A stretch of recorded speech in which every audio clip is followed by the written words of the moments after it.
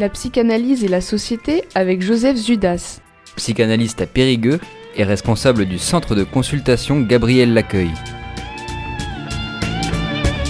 Bonjour chers auditeurs de Radio Libre en Périgord, la radio qui vous écoute, ce qui veut dire que vous pouvez aussi appeler et vous exprimer, poser vos questions et notamment dans ma rubrique La psychanalyse et la société où j'interviens à partir du travail clinique que nous faisons au centre de consultation Gabriel Laccueil où nous recevons des gens en crise, en grande précarité.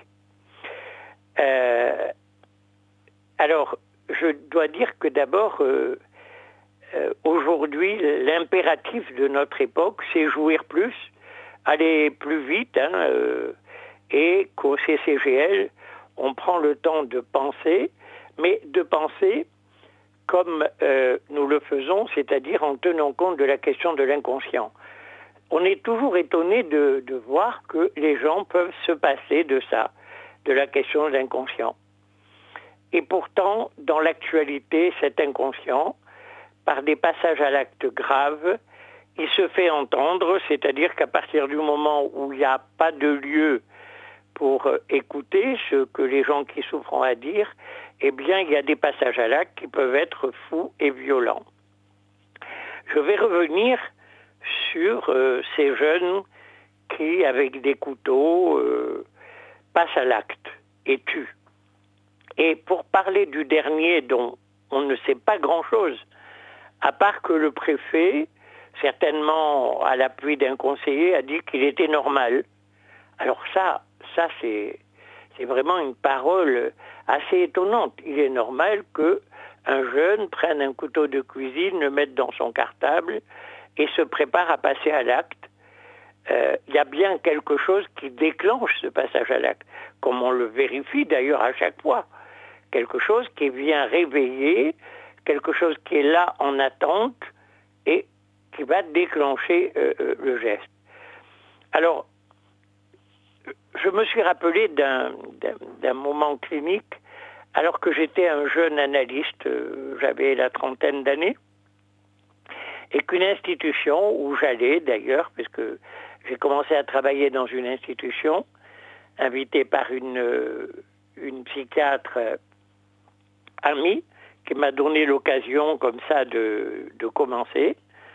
J'ai reçu un jeune maghrébin qui m'était envoyé par l'institution parce qu'il était agité, inquiet en permanence, qui dormait mal, qu'il avait du mal à écouter ce qu'on disait.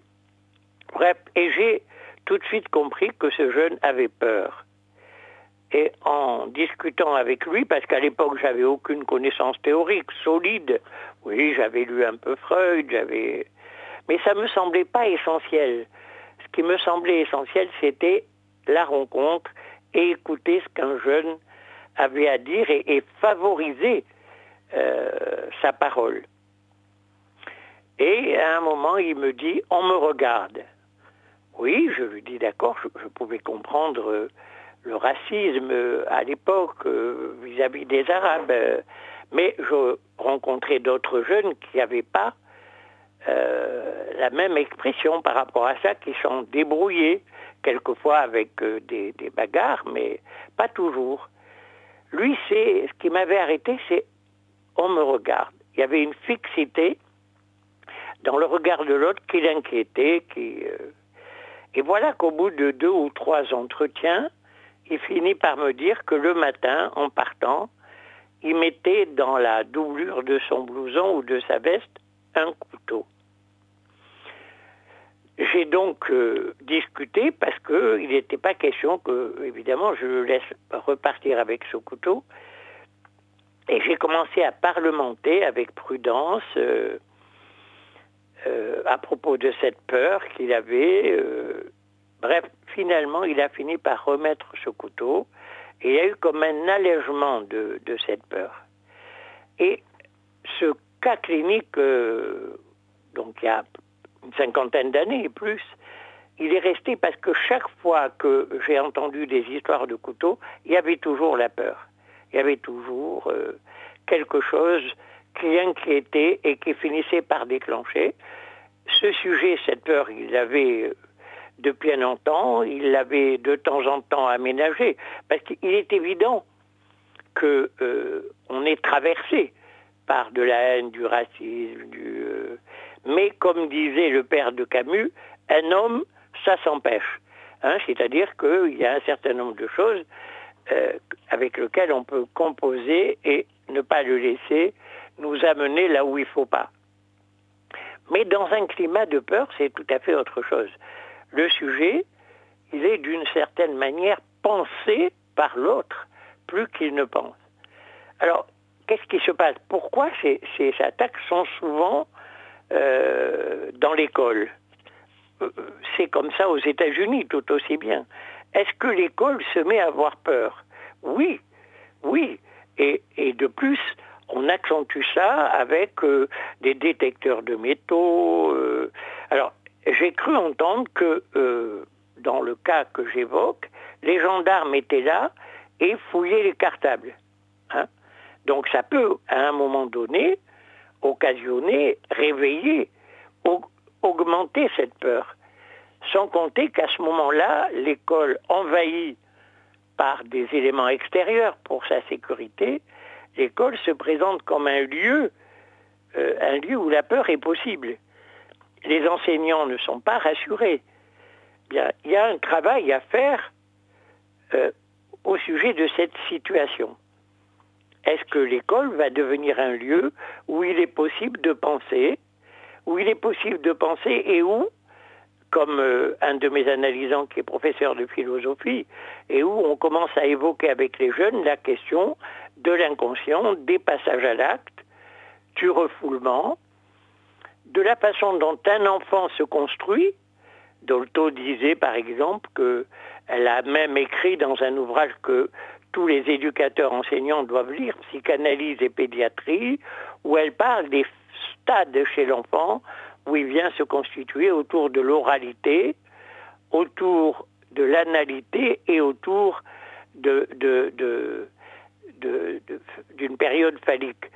Mais elle évoque quelque chose d'important, c'est que la libido de l'enfant se constitue très vite, accompagne ce qui fait qu'une libido, elle peut être marquée d'oralité. Elle dit d'ailleurs que cette période d'oralité première va déterminer des fumeurs, des musiciens, quelque chose qui reste au niveau oral, au niveau de la bouche.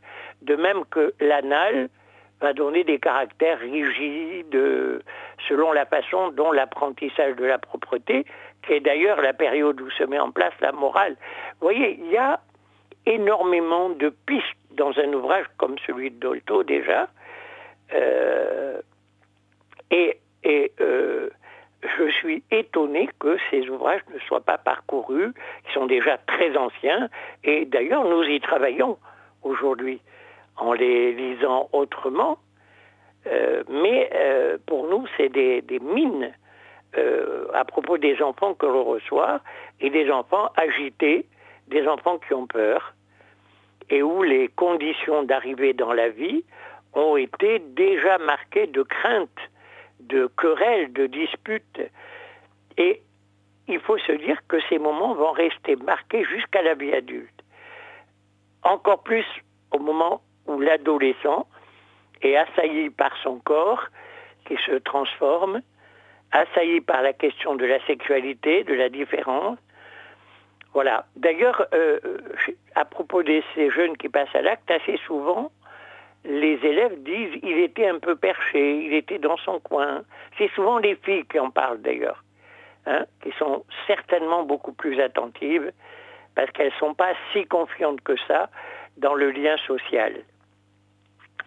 Voilà, donc, alors entendre il est normal, on prononce sa garde à vue, j'aimerais bien savoir qui a renseigné le préfet sur cette normalité. Jamais il a été question dans les passages à l'acte, comme par exemple, j'ai rencontré quelques jeunes qui avaient été convertis à l'islam par des camarades. C'était des jeunes qui tentaient de trouver un apaisement dans leur angoisse avec les rituels religieux, qui fondamentalement, on le sait, aide à vivre sur ce plan-là, puisque l'angoisse est toujours au cœur de l'être humain. Voilà. Donc, je pense qu'il y a un travail à faire, là où la question de cette peur, de cette angoisse se pose, et pour tout dire, le jeune que j'avais reçu était quelqu'un qui n'était pas névrosé, qui déjà très tôt se débattait avec une psychose, ce qui est le cas, il faut le dire, que dans les classes, à l'école, nous recevons beaucoup d'adolescents qui ne veulent plus y aller, qui ont peur, qui ont été rudoyés un peu, mais surtout, l'école devient un lieu trop complexe pour se débrouiller avec ce qui fait peur. Je crois qu'il y a un travail important dans le fait qu'on a des jeunes une journée, on peut parler, bien sûr, certes, il y a le programme à ingurgiter, mais dans le programme, il y a des occasions de parler. En tout cas, au centre de consultation, on est prêt à s'ouvrir à des enseignants qui voudraient travailler, qui viendraient. Notre réunion, c'est le mercredi de 19h à 20h30. Voilà, nous avons dans notre équipe un éducateur scolaire, nous avons un médecin du travail, et eux savent très bien comment se débattent certains élèves avec le savoir. Voilà ce que je voulais dire, en restant toujours très interrogé par « il est normal ». À bientôt, chers auditeurs. Merci, et puis appelez, posez des questions. Si vos enfants ont peur, vous pouvez m'appeler, en faire part, et même venir en parler au centre de consultation, rue Gabriel Laccueil, en m'appelant au 06 09 13 89 22. À bientôt.